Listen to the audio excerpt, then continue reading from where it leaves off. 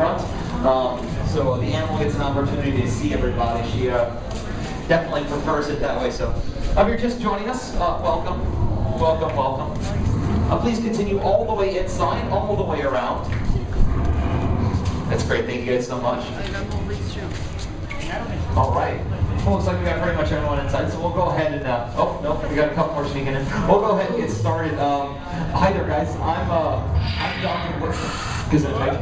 I'm Dr. William Gruber. We're very happy to have you here at Jurassic Park. It's so excited you get the opportunity to witness the work we do with these magnificent animals on a regular basis. Okay, thank you.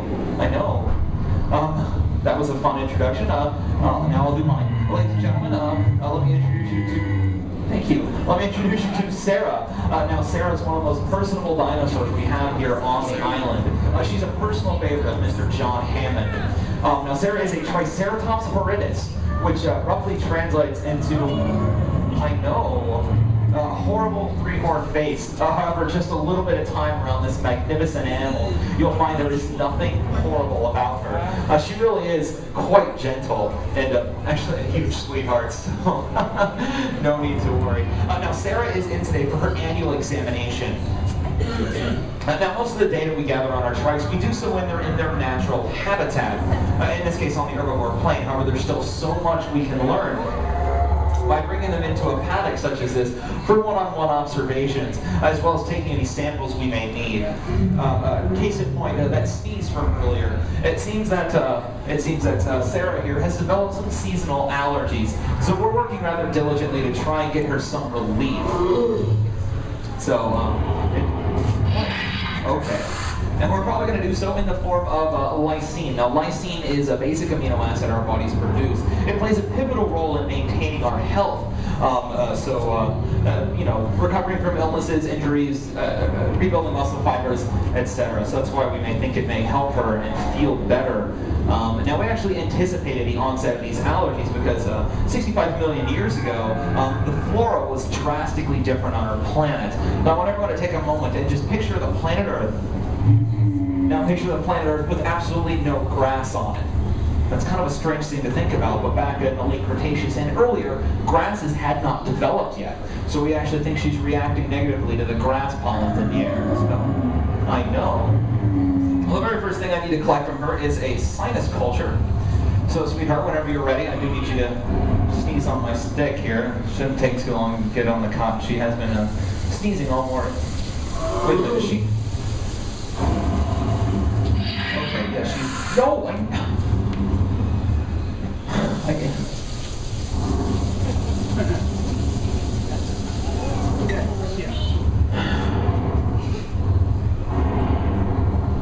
Well, thank you. We actually needed that, so I do need to do urine samples testing, so thank you so much.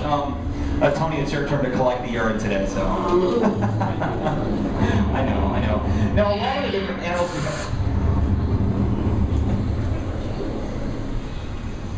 I needed that. I'm sorry, I wasn't paying attention. But, yeah?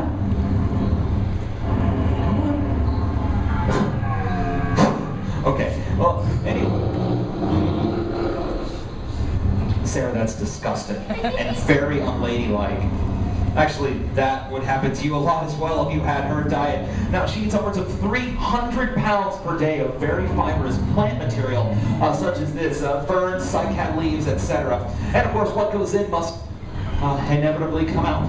So she does leave us with a lot of flatulence and about 250 pounds a day of fertilizer.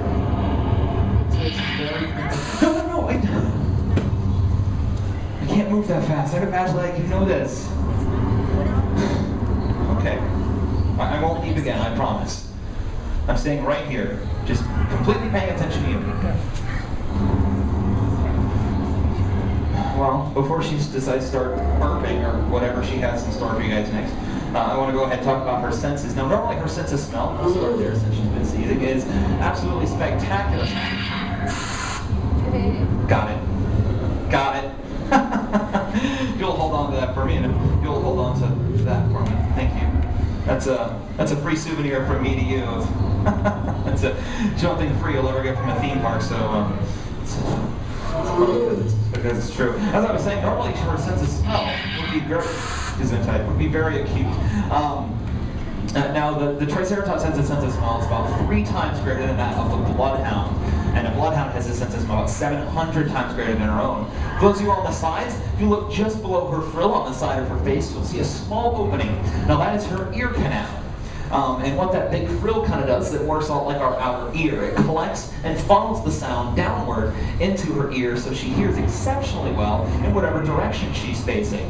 Now, right underneath her horns are her big, beautiful eyes. Hi there, pretty girl. Now, she has very keen vision as well. And not only does she see better than most humans, but she also sees in full color, as opposed to most large mammals who only see in shades of black and white. So, oh, I almost forgot to mention, all of our animals here are engineered to be female, as well as lysine deficient. Now, I briefly spoke about lysine earlier as that amino acid that helps our health. Now, we make them lysine deficient on purpose as a security measure to ensure that they couldn't survive for very long without our direct attention, our direct care, should they ever escape the island, which is highly unlikely. So, anyway, now that we have our samples, I do want to open up the floor to any questions that you guys may have. No one has any questions about the 65-million-year-old dinosaur recently brought back to life through science. Okay, that's fine. Now, the Triceratops is native to the area that is now the western United States and the lower parts of Canada. Back then, her biggest predator was the Tyrannosaurus Rex. Yes, sir, that's right. The Tyrannosaurus Rex was her biggest predator. Now, it would take an extremely desperate or hungry Rex to come after a full-size animal like this, and that's because of those 3 horns that give her her namesake. Usually all she would have to do is lower her head, show off those horns, and it would scare off any would-be predator. We actually have fossil record that shows those horns reaching in excess of 6 feet in length.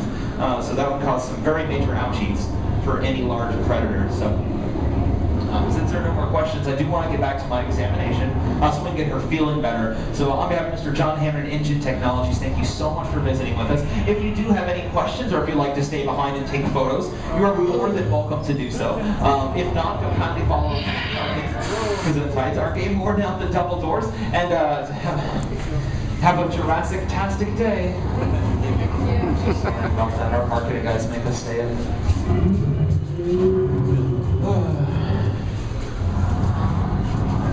Ravenclaw.